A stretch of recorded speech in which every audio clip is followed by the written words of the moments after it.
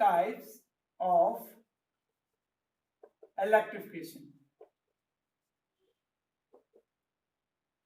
अब ये types of electrification का मीनिंग क्या होगा कि हमारे पास कौन कौन से मेथड्स है जिससे हम बॉडीज के ऊपर चार्जेस जो आप डेवलप कर सकते हैं। तो in electrostatics there are 3 methods. First is by friction, और इसको हम रबिंग भी बोलते हैं, ठीक है। And second by contact, and third is by induction.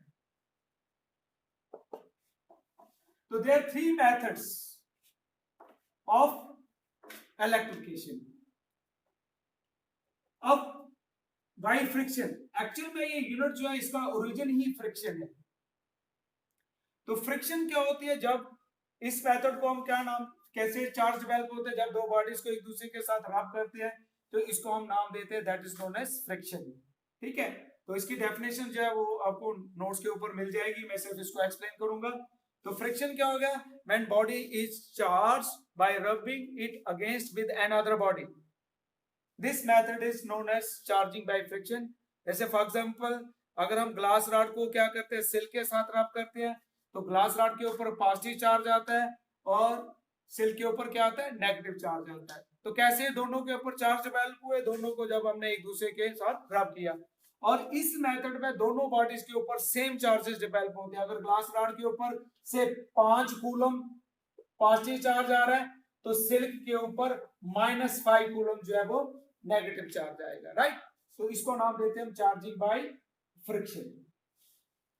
अब सेकंड मेथड जो है that is by contact. By contact, और इसको हम कंडक्शन भी कह सकते हैं। ये वैसे ही है जैसे अगर हॉट बॉडी जो है उसको अगर हम कोल्ड बॉडी के साथ टच करेंगे तो क्या होगा, हीट जो है वो हॉट से कोल्ड की तरफ जो है वो फ्लो करती है। कब तक, जब तक कि दोनों का टेम्परेचर जो है वो सेम नहीं हो जाता, राइट। तो यहाँ पे भी क्या होगा, कांटेक्ट मेथड में हमारे पास एक बॉडी जो है वो क्या होगी, चार्ज होगी। जैसे ये हमने एक बॉडी ले ली जिसके ऊपर क्या है, इसको हमने रब किया और इसके ऊपर कौन सा चार्ज डेवलप हो गया, पॉजिटिव चार्ज, ठीक है। अब हम एक न्यूट्रल बॉडी लेते हैं और उसको इसके साथ टच करेंगे। अब जैसे इसके साथ हमने टच किया तो ये जो पॉजिटिव है इसको क्या चाहिए, नेगेटिव। तो यहां से इलेक्ट्रॉन जो वो शिफ्ट होना शुरू हो जाएंगे, और जैसे इलेक्ट्रॉन यहां से शिफ्ट होंगे तो ये पॉजिटिव जो न्यूट्रलाइज होना शुरू हो जाएगा, और यहाँ पे पॉजिटिव चार्ज जो वो डेवलप होना शुरू हो जाएगा, क्योंकि इलेक्ट्रॉन शिफ्ट हो रहे हैं तो यहाँ पे पॉजिटिव आयंस बनते जाएंगे, तो ये पॉजिटिव चार्ज यहाँ पे डेवलप हो जाएगा। और ये प्रोसेस तब तक चलता रहेगा जब तक कि दोनों के ऊपर चार्ज का मैग्नीट्यूड सेम नहीं हो जाता, राइट। तो इसको हम नाम देते हैं चार्जिंग बाय कांटेक्ट। अगर ये हमारे पास नेगेटिव चार्ज बॉडी होती तो जो न्यूट्रल बॉडी जिसके साथ हम इसको टच करते हैं उसके ऊपर क्या आना था, नेगेटिव चार्ज। अगर हमारे पास पॉजिटिव चार्ज बॉडी है तो जब दूसरी बॉडी के ऊपर भी क्या आएगा, पॉजिटिव। तो कांटेक्ट मेथड में बॉडी जो है they acquire same type of charges. अब इसमें कुछ एक दो इंपॉर्टेंट पॉइंट्स हैं जो आप लोगों ने नोट करने हैं, ये कंसेप्चुअल क्वेश्चंस भी दिए होते हैं कि हमें मालूम है कि लाइक चार्जेस जो वो क्या करते हैं, रिपेल करते हैं, राइट। तो क्वेश्चन में क्या पूछा जाता है कि क्या अनलाइक चार्ज बॉडीज अट्रैक्ट कर सकती है, यस, जब तक दोनों के यहां से जब ये कांटेक्ट में है या न्यूट्रल बॉडी के ऊपर चार्ज यहां से ट्रांसफर हो रहा है, ठीक है। तो ड्यूरिंग ट्रांसफर ये एक दूसरे के साथ जुड़ी रहेंगी, और जैसे ही इन दोनों के ऊपर सेम चार्ज हो जाएगा they repel each other, right. तो अट्रैक्ट कर सकती हैं कब, ड्यूरिंग ट्रांसफर ऑफ चार्ज। अब इसमें क्वेश्चन पूछा जाता है कि एक ग्लास रॉड है जिसके ऊपर पॉजिटिव चार्ज है और वो डस्ट पार्टिकल को अट्रैक्ट कर रही है, तो क्या डस्ट पार्टिकल जो वो ग्लास रॉड के ऊपर ही रहेंगे, ठीक है। तो डस्ट पार्टिकल जो है वो इनिशियली ग्लास रॉड के ऊपर रहेंगे, लेकिन कुछ देर के बाद क्या होगा, दे जंप वायलेंटली अवे। ये एक्सपेरिमेंट आप कर सकते हो, आज खुद करना। आपने एक रॉड ले लेनी है, ग्लास की रॉड लो, कंघा लो या पेन लेके उसको रब करिए डस्ट पार्टिकल को, पीसेस उसके पास रखोगे तो आप देखोगे अट्रैक्शन हो रही है, और कुछ टाइम के बाद क्या होगा, वो डस्ट पार्टिकल जो है वो क्या होंगे, दे जंप अवे। अब क्यों जंप करते हैं, क्योंकि जब तक तो चार्ज ट्रांसफर हो रहा था तब तक वो एक दूसरे के साथ जुड़े रहेंगे, लेकिन कंटैक्ट मेथड में क्या होता है, सेम टाइप के चार्जेस जो वो दोनों के ऊपर डेवलप होते हैं, तो जैसे चार्ज का मैग्नीट्यूड सेम होगा दे रिपेल ईच अदर। तो इस मेथड को हम नाम देते हैं that is known as charging by contact. अब थर्ड मेथड जो है, अच्छा इसकी डेफिनेशन जो है वो नोट से देख लेना, वो क्या है कि when body is charge bye contact with a charged body then the process is known as charging by contact, and third method is by induction। और ये जो इंडक्शन मेथड है इसको हम रिमोट मेथड का नाम भी देते हैं, it is also known as remote method. और यही मेथड को फिजिक्स के अंदर हम प्रेफर करते हैं। इस यूनिट में जब हम कैपेसिटर पढ़ेंगे तो उसका प्रिंसिपल जो है इंडक्शन के ऊपर ही बेस करता है।